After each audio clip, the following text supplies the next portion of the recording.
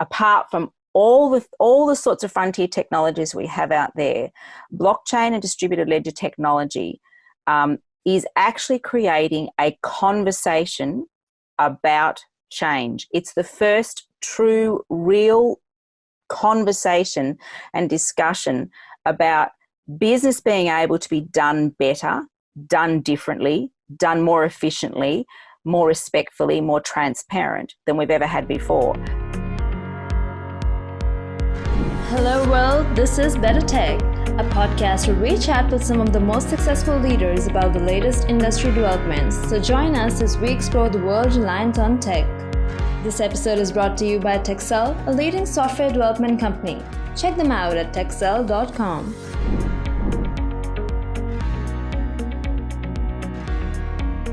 Today we have with us Lisa Short, who is a digital technologist, entrepreneur, and the founder at Mindshifting. Let me ask you this question that should the banking sector or the financial sector be kind of upset or scared by this new technologies? Because it certainly comes across as something that is very revolutionary and is something that's very different from our conventional way of doing banking. For example, whenever you have to send money from one person to another, it's in the interest of the bank to be involved in that because they take a cut out of it, and that's the whole business model of these banks. But when we talk about, for example, cryptocurrency or blockchain in particular, we're talking about a system which is going to essentially replace all of these third-party mediators. So the question is whether all of these financial institutions and banking sector and everybody is going to support this. Should they be insecure? How should they receive this technology? Without a doubt, the world, not just financial institutions, I think the world is sitting in a place of insecurity and lack of understanding. But I do disagree in the sense that I don't believe that banks and financial institutions will disappear, the same as I don't believe that educational institutions will disappear.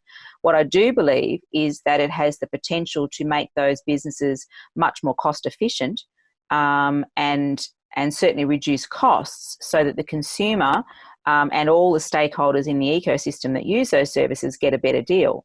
I think, yes, there will be certainly a certain percentage that will be very, will enhance and embrace the fully decentralized, no middle person solution. But if you're really honest about it, it is a decentralized solution, but every company that's existing, that's creating, even if it is a financial services, so even if it is a Wirex or a Bank or a Naga or any of those services, Coinbase and so forth, they are still a company and they are still generating revenue from it. The same as, when we do transfer digital currencies and people are paid for those services. So I think in terms of financial services and financial institutions, without a doubt, they have been insecure and they have been some of our challenges in pushing back and certainly also disseminating some of the incorrect information about the technologies. But what I think it also does is that the knowledge of this technology is empowering the consumer to ask for something and expect something to be better. So whereas previously a bank or a financial institution may be able to gouge its customers and charge unrealistic fees for the services that they charge, now I think that the consumers have a better base to choose from and will expect a much better deal. So without a doubt, yes, financial institutions are very insecure, but I think also it's forced them into change. And I think that's one of the very important features about this technology is that apart from all the sorts of frontier technologies we have out there, blockchain and distributed ledger technology is actually creating a conversation about change. It's the first true, real conversation and discussion about business being able to be done better, done differently, done more efficiently, more respectfully, more transparent than we've ever had before. And that, I think, is where banks and financial institutions and a lot of companies are struggling with. It's also not just the lack of middleman, it's the transparency and the information that consumers now have. Absolutely. I think that you summed it up really well. And as far as,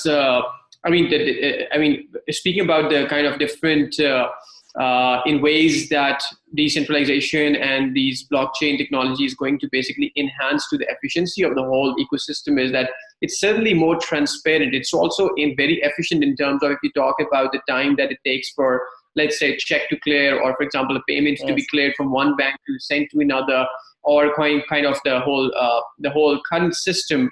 This system is basically kind of making it more transparent. It's also making it more secure. It's also allowing you improved traceability, because everybody in the whole network is maintaining the same copy of that distributed ledger. So anybody can kind of confirm that these transactions are authentic.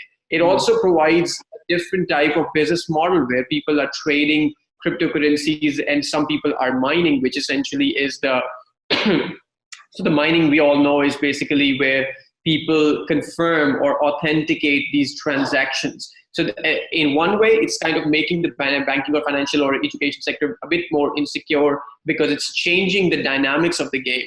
But it is also providing other opportunities and opening up new doors to how business can be done and what other type of businesses can be done through the advent of this technology. So I loved it. And apart from that, I think, the whole point about speediness and efficiency and everything itself, reduced costs, alternate. So we're breaking the domination of these banks that used to basically dominate these transactions and everything and take a cut out of each transaction. We're kind of providing the users or consumers alternate systems for how they can make their transactions and everything. So I certainly see the value.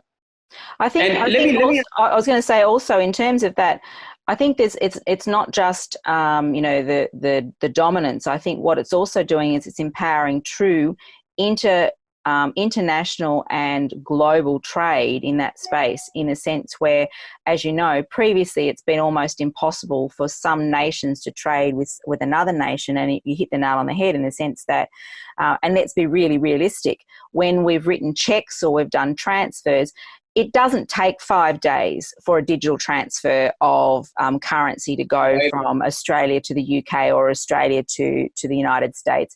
The banks and financial institutions have utilised those funds in between times, and we know that they've put them on the short-term money market and they've generated revenues and so forth, and they've charged the consumer and so forth. That can no longer happen. So the cost of doing business internationally is extraordinary, and that's also it's reduced extraordinarily so.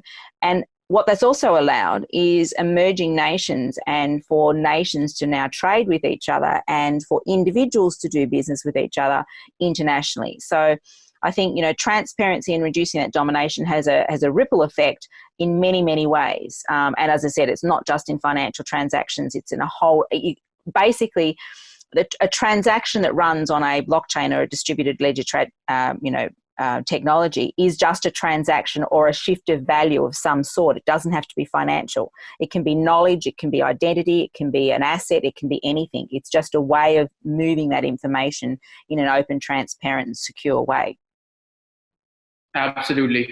And I think one of the points that you were well talking, I just realized that we were talking about costs of doing business or kind of the transaction fees that the banks charge. But when you spoke about it, I just suddenly realized the cost of doing international business was immensely high before. Yes. I mean, we're talking about the dynamics where now companies are more relying on offshoring and kind of globalization is taking over. So we're no more bounded by the talent within that specific geographical location. We're kind of doing business with companies in Australia or companies in UK or US or Asia or whatnot.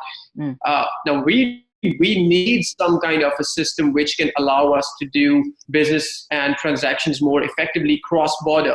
So that's certainly a very important factor that you highlighted, that international business costs were really, really high before the cryptocurrencies. I think blockchain and all of these technologies are going to basically moderate these costs in a way, bring the costs down, bring in more efficiency, and make the whole ecosystem more transparent and efficient. So I love that. Thank you so much for joining us, Lisa.